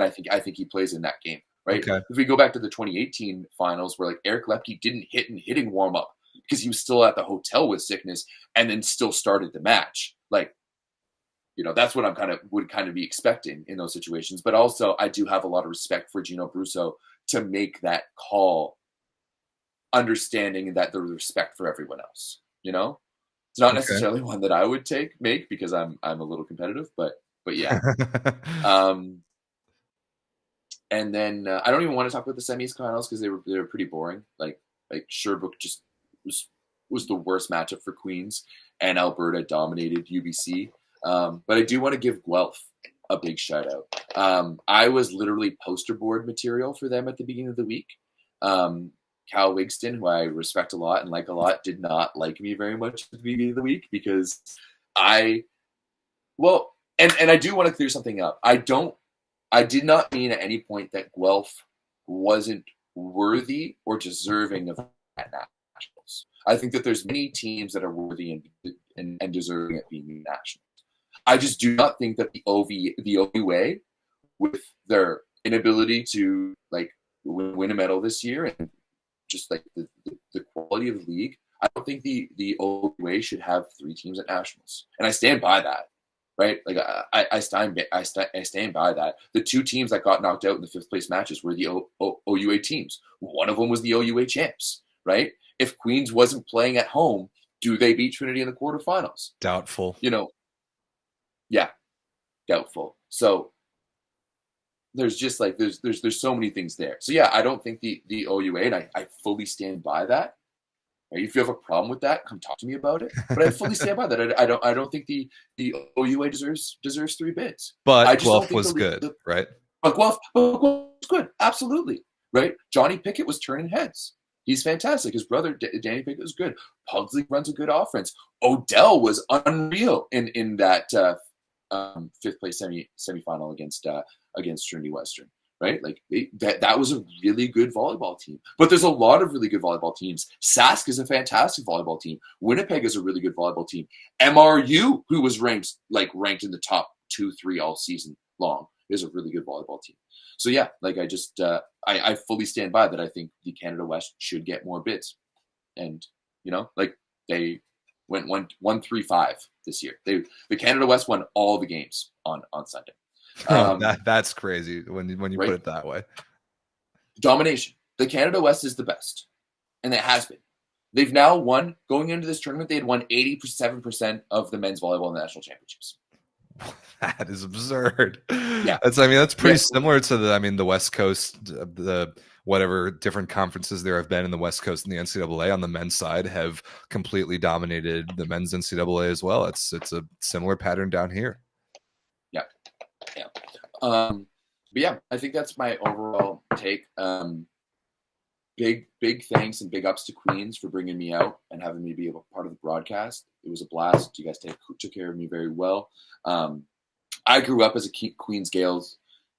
Back then, they were the Golden Gales volleyball supporter. They were the closest team to me, and we used to go down and watch them play back in the day in the old Bartlett gym. And so, like, just being at Queens and being there for all that was really special. It was also the site of my first ever national championship attended back in 2012 when those Trinity guys beat Laval in the final. So yeah, it was really special for me to be there. I loved it. Thanks if you came up and said hi or chatted and talked with me. I got to meet a lot of people over the weekend. There's a bunch of people like coaches and stuff like that who have been like, yeah, I wanted to introduce myself before, but blah, blah. I was like, no, like if you see me around, you want to say hi, just like say hi. Yeah, same goes for me, obviously. Yeah. Yeah. It was an all around great weekend. I think honestly one of my favorite nationals weekends. I think not having the crazy schedule of 4 games, 3 games in 3 days makes a big difference. Yeah, I actually really liked the way they did it. A 4-day event where like it's only consolation games on Saturday. I think that was a great way to do it. I think you allowed the teams to really rest. And I think that's one of the reasons why we had such a good finals. Both teams were rested up and ready to go. And yeah, like I really think that it produced a better national final. And for me, it was just way easier to pace it out. And that was awesome. It was, yeah, I love uSport national championships. I might like it more than VNL. Truly. Wow. I would love to get to one. It seems like a pretty special event. Seems like much more. People were asking about you. Oh, really? They're being like, "Where's Rob?" Now, I will say this now. I won't let you do commentary for. Oh no! But I would never do that. In the same way that I would never, if I was to come to an NCAA one, I would never want to do commentary. That's your zone. But I would love for you to come to one. Maybe you can come to me with Brent. You can come to Brandon with me. I think it's in Brandon, Manitoba next year. Yeah, that'll be. But Brandon loves volleyball. It seems like more of like a community event and more of like a reunion sort of event than men's NCAAs. So well, I think it's in part because. I mean, there's definitely a part that like you can pretty much guarantee like Alberta will be there next year. Trinity's probably going to be there next year. Queens is probably going to be there next year. Sherbrooke, you can pretty much predict who's going to be there. And a lot of those programs are great because they've got a lot of national team guys on it. Like Alberta UBC semifinal had like 7 or 8 different connections from their club days because all of them were from Calgary. And if you're a part of the Discord, you know why we talk about that. So that's amazing, but you're right. Like it's a really great celebration of Canadian volleyball. And the fact that now that we've got agents coming in from Italy and the rest of Europe who watch this tournament. Yeah, that's sick. That's really cool. Like when I talking to my friend Tommaso and I was like, "Do you like it?" He's like, "I love this. Like this is amazing. Like it's so much fun." And like that, like it makes me really happy. Pointing at players that I know and that I've seen since like little kids being like, this player is really good. They could go to the next level is pretty cool. So it was fantastic altogether. Good. I would like to talk like just touch on the women's event. Absolutely. I will be fully honest. I didn't watch. I watched like a few minutes of it, but I was fully in on the men's event, so I couldn't really watch it. But big up to the UBC Thunderbirds with the repeat. I mean, back to back. I did call it. I will remind you, going back to last week's show, that I did call that they were going to win. I mean, that's 11 championships now for Doug Reimer. He is absurd. Something else. Yeah. Obviously, big shout out to my good friend Jody Subchevsky and Matt Subchevsky, who are assistant coaches with the program. They beat Alberta 3-1. I do want to point out one massive performance on the women's side that I heard about. Abby Guzin, 33 for 64 for 35 points in the semifinal for Alberta in a 5-set. Whoa. She had a 406 efficiency. Whoa. Efficiency on 64 attempts. Whoa. Massive. That's and I'm pretty ridiculous. sure she's a first year. Whoa. Yeah. Wow. That is really impressive. She is a 6'3" first year playing for the Pandas. So remember that name, Abby Guzin, because that is something absolutely big. I believe she was the rookie of the year this year for uSports. But don't quote me on that. Once again, I was not very aware of the women's final just because I was or the women's tournament all just because I was there. There was so much going on this weekend. I agree. Congrats to UBC. I didn't get to watch any of it either. No. Another I'll talk about it. Another disappointing for the RSEQ. Montreal losing getting 3-0 by Alberta, and then losing to the second AUS team. And I know you probably haven't heard a lot about the AUS. No, you told me about him last week. Like that's the Maritimes, right? Like that's far. Yeah, right. And so this is 2 years in a row that Brock has lost to an AUS team in the first round. They lost to Dalhousie last year. They lost to Acadia this year. But then St. Mary's going to beat Montreal in that match is massive. Like, you want to talk about Canada West domination. Canada West goes 1, 2, and 3 in this tournament. And then the AUS coming in 4th and 6th with McMaster beating St. Mary's in the 5th place match. Ouch, RSEQ, figure it out. Yeah. How do you say figure it out in French? Débrouillez-vous. Débrouillez-vous. That's better. So I like that. That's good. Yeah. All right. But yes, just to answer the chat as we finish it off here, congratulations to the champions. Also, congratulations or big shout out to Alex Shim and Varsity Update who made these graphics. Yeah, dude, they were doing such good work on social media throughout both events. It was incredible this year. Like, it almost brought a tear to my eye that I've been solo doloing national championships for so long, and then all of a sudden we had G Volley with the men in Queens, and big shout out to Glenn Aline. I got to meet him; he was awesome. And Alex Shim in Hamilton. So definitely check out Varsity Updates. Definitely check out G Volley. I know G Volley does he's coming to Nations League. To Ottawa, so, good. Yeah, he's been there as a fan the past few years. I was like, dude, we're gonna put you on our list and we're gonna get you a media pass so you can come do interviews and stuff with us. And I'll get you because they do great work. But yeah, big shout out to Alex Shim and Glenn Aline from G Volley, and because they did a fantastic job. And to answer the chat, yes, the plan is to come to Brandon next year. I got invited a while ago by people in Brandon. I love Grant Wilson. I'm originally from Manitoba. I was born in Winnipeg, so I'd absolutely love to go out to Brandon. It's the volleyball team gets written about in the paper every week. Hey, how about that? You want to talk about a place that's going to have an absolute electric atmosphere for the entirety of the tournament. Brandon, Manitoba is going to be a fantastic host. Okay, love it. Yeah.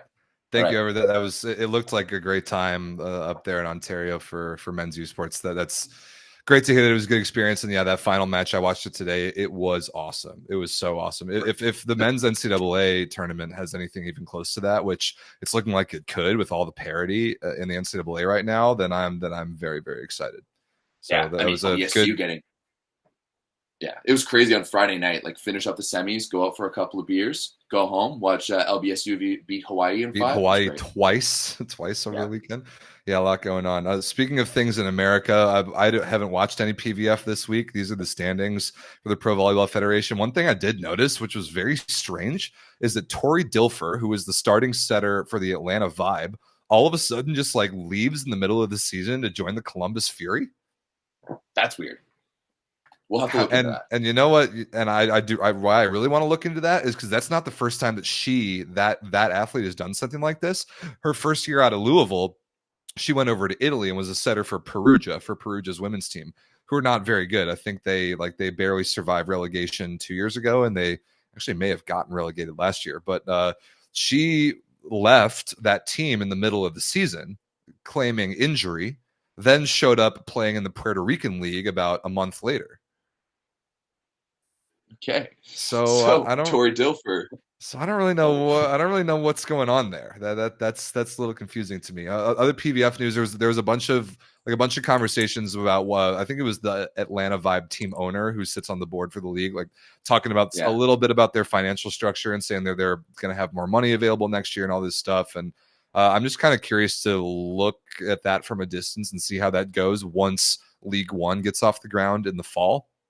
That little arms race is going to be real interesting after this summer's Olympics, and like for kind of right now, that's all we really know about it. But if you're interested in what's going on behind the scenes in American volleyball, it's a very busy landscape right now, and there are a couple other things that I want to get to that are related to that. One was an event that I was at over the weekend, which is the VLA Central Division Cup. This was so sick.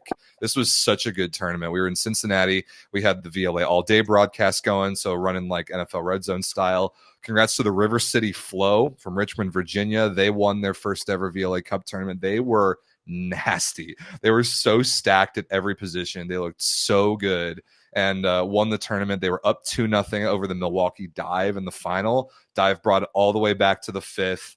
Flo was able to push it over the finish line in 5. It was a sick match. It's up on the VLA YouTube channel. You should go watch it. Also, we had a women's division at that event. Congratulations to the Skiva Storm from Southern Kentucky in their first event ever. You can see they literally had to make t-shirt jerseys because their actual jerseys were delayed by a couple of days and they didn't get there in time for the event. They were also down 2-0 in the final and came back and won it in a reverse sweep. So, and it was like, and it's legitimately good volleyball too that these girls were playing, but they beat the Madison Embers in the final. Like it was legit. There were names from pretty good programs. There were real arms running real offenses, like crazy defensive plays, long rallies. I was really happy with the level of volleyball on both the men's and the women's sides, and also everything broadcasting wise went super smooth. And I was happy about that too. So good event. Good event. I'll be in New York in a couple of weeks. I'm excited to have a weekend off for sure. I do have a bone to pick with you here. What's that? Last week on this show, when we previewed this event, I asked you which tier 2 team is going to win this event, and you said none of them. It's going to be one of our tier 1 teams. Now, at least Chicago's Swede got third. Yeah, they lost. They made it to the championship side of the bracket. Yeah, they lost a 5-setter to Dive in the semis, which was a sick match as well. So I'm thinking you guys need to blow everything up and restart it from zero, because you guys have, and it's because of the serious talent that you have everywhere else. Like it's incredible that these tier 2 teams are able to come in. I love it. When are we gonna get? When are we gonna get a tier 1 team? Like imagine that. Like if all of the European Cups, the League 2 teams just won them. That's basically the VLA. Yeah, it is, and that's awesome. And again, last year, tier 1 teams won every one of these tournaments. In case you forgot, but Flo was good. They beat the Chicago Icemen in pools, which really kind of set them up for a great run through the bracket. They had a really favorable draw, and the Icemen, as they have done in the past in tournaments like this, displayed some of the worst roster management I have ever seen and blew it in the round of 12. So that was really bad, and Flo was really good. They were the best team there. I could tell, like from the first match I saw them play on Saturday, that they were the best team there and that they had a great chance to win. Yeah, they were awesome. What made them the best team there? Honestly, it was defense. It was a fun final because both teams are so unreal on defense. They dug so many balls, and they got legitimate swing chances out of them better than Dive did in the final. I think that was the difference. But the average rally length, especially for a men's game, was super long. It made it really fun to watch. And then their setter, the kid, where is he? Like bottom right in your picture, his name's Nick Drucker. He was named MVP of the tournament. Absolutely love his game. He is awesome. And he got absolutely rocketed in the face by a middle ball in the 4th set was down on the Scary. ground for a while, got back up and finished the match and helped him win it. And that was some warrior stuff. So go check that match out. That was very cool. And then congratulations to the girls too. They put on a great show. Everyone put on a great show. It was one of the best events that we've ever put together as a league. 20 teams, Love it. just all great stuff. I was super happy about it. Right. Awesome. So one day I'm going to join you at one of these events here, Rob. Yeah, you should. They're Albany, New York is next. It's not that far from Toronto. Just saying.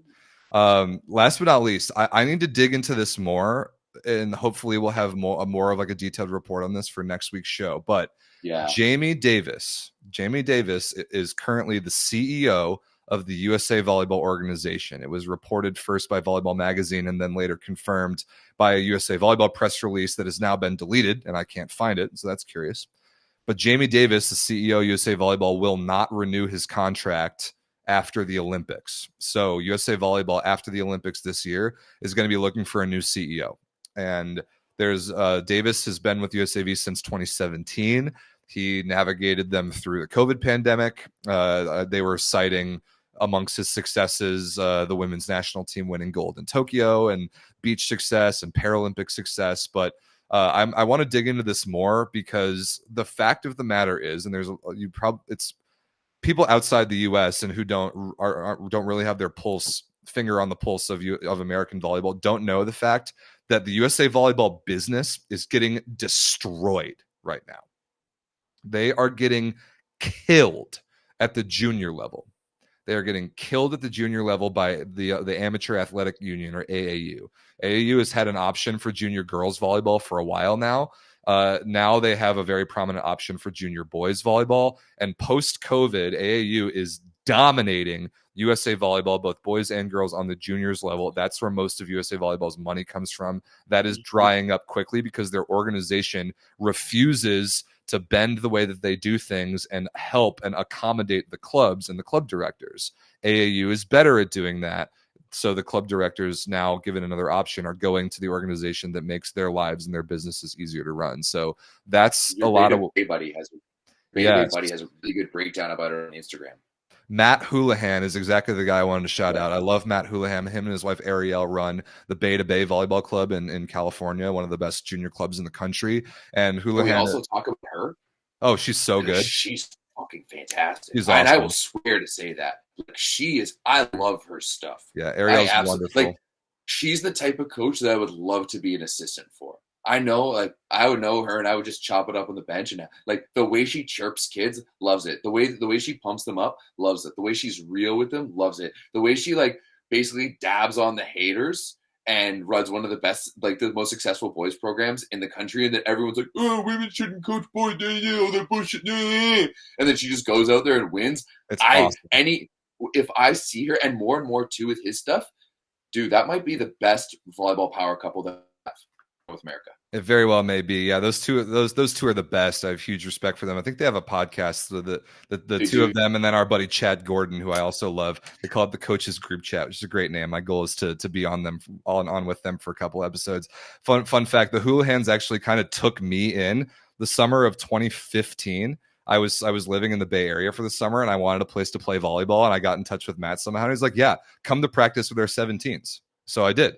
And I just like played volleyball in their gym and helped their 17s, who ended up being really good, and now have guys overseas and guys playing VLA, and they have a team in the VLA. They just hosted a tournament this weekend, and those people are the best. Down of like the cost and everything, that was really cool that they did recently. So follow the Houlihans, and he has a great breakdown of why USA Volleyball is getting killed at the junior level by AAU. But like that is when we're talking about whoever the next USAV CEO is going to be, that's a big one. What they're going to do at the junior level to fix things is a big one. But again, I hope to get into this more next week. But I think generally, organization-wide, top to bottom in every phase, USA Volleyball is not good enough at adapting to what others are doing. USA Volleyball has always set that we are USA Volleyball. This is how we do things. You all are going to do them this way. There is not room for any back and forth. There is not room for any collaboration. We are the governing body, and this is how it's going to be done. And that, I think, is a big reason why that they have struggled a lot since the pandemic. Yeah, that's very fair. It'll be very interesting. I remember when Jamie Davis came in, because I met him like within a month or two of Yeah, him beach being event, right? I remember that. at a beach event, and it would be interesting to try to quantify how much impact he's had. Because I was like looking at some of like once again, Matt Houlihan did an amazing video breaking down the financials of USAV, and Jamie Davis is costing them $500,000. Right. And I'm wondering if it was worth it. Like, and I don't know enough, but like just from the outside, there's all of this going on with the juniors, but also like USAV went from being with Adidas, and I think to me that's one of the big things is that like 2 years ago I went to Arizona, went to the Adidas store, and there was USA Women's Volleyball plastered everywhere. Right, like there was posters for USA Women's Volleyball. You could buy merch, you could buy T-shirts, you could like the USA Volleyball was front and center in the Adidas store. Then they went back to Mizuno, and And that all then they went completely back dried to up. Mizuno. And that to me is, if you want, if like this is, here's the thing. If volleyball wants to make it serious in North America, we need to stop dealing with Mizuno, and we need to stop dealing with ASICS, because Yep. Mizuno, and this is no slight to Mizuno, like doesn't care about North America as much. Not at all. And they you know what they care about? Baseball. That's where they make their money. They don't make their money on volleyball, right? Like all they're making their money on is jerseys. Because how many people wear Mizuno shoes? How many people wear Nobody. ASIC shoes? You walk into any juniors gym, everyone's wearing like Way of Wades, everyone's wearing Kobe's, everyone's wearing Nikes, Adidas, like that is just such a bigger market. So volleyball needs to start getting in with the Adidas, in with the Under Armours, in with the Nikes. They need to start getting into the big brands, right? And to me, like that is whoever can do that on the CEO level. Like that's what we thought Jamie Davis was going to be able to do. He came from Fanatics, right? And he had all those relationships. Yeah, in the apparel world, there was also supposed to be more done in the television and broadcasting space with USA Volleyball, none of which happened. Now, COVID is a convenient excuse for a lot of that, but yeah, I want to dig into more because you're right. How do you quantify Jamie Davis's tenure? And I don't know the answer to that yet. And I don't know either, right? Like I can't. Yeah, but even like if you look at like the Mizuno Volleyball and like USAV ads for PVF, like. Oh, they're horrible. Yeah, they're just the worst. And now we are thankful to Jamie Davis and USA Volleyball for giving us the contract in Norseca, which was very successful. And I think our work there spoke for itself. So we hope to get more opportunities to do similar things with building a relationship with whoever comes in next. Yeah, I mean, like I would love to see. I'm sure there's a million things that he's done kind of behind the scenes to improve USAV, right? I have no doubt about that, but ultimately, what has it done, like moving it forward? Yeah, so it's going to be interesting to see. Yes, it is. So I think that's a show. That is plenty of length for a show. A lot of volleyball this week. Obviously, it's Champions League. It's Scudetto playoffs on Sunday. We'll be back next week. There will be plenty more to talk about. Make sure you join the Volleyball Source Discord. The link is in the description. And we'll get in the Discord, get active in the USA channel. I'm disappointed in the USA channel. It's one of the least active channels in our Discord server, and I want more American people in there talking about volleyball at all levels: youth, college, pro, organizationally, whatever, beach. I don't care. Like I want more American volleyball fans in that Discord and in that Discord channel talking about stuff. So get in there. Let's keep the conversation going about this. I mean, NCAA is pretty big. Yeah, it is, but I want more like. So don't have enough Americans in there. We don't have enough Americans in there. We can never have enough Americans in there. That's very fair. All right. Thank you all for watching. We love you. Make sure you check out thatvolleyballstore.com. Let us know where you think Daddy Stankovic was. Join the Discord, and we'll see you next week. We'll let you know when that show is going to be. Yeah, for sure. Also, if you want to check out that final, it is now uploaded on YouTube. Yeah, uSports. Go check that out. All right. See you, people. Peace. It's on CBC Sports, not uSports.